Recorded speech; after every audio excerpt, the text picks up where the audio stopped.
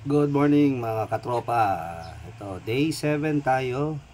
Pagsimula ng maglatag ng hollow block sa perimeter.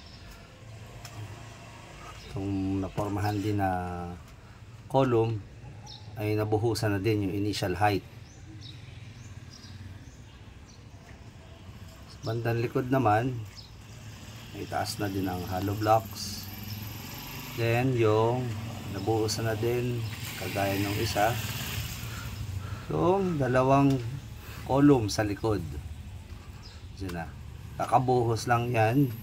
Kaya hindi pa pwedeng tanggalin yung forma. So, kailangan natin maghintay ng 24 hours bago tanggalin yung forma. So, moving forward tayo talaga dito. Okay na. Nilapit na nila yung mga hollow blocks para mas madali yung paglalatag, hindi na kailangang lumayo pa.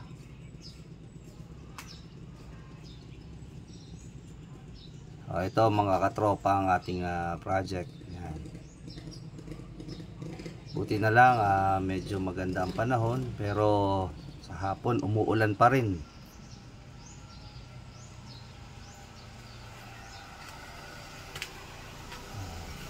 So, dito tayo nag-stock ng semento kasi hindi pwede sa loob. Hindi tayo naglagay ng warehouse kasi maliit lang naman yung project.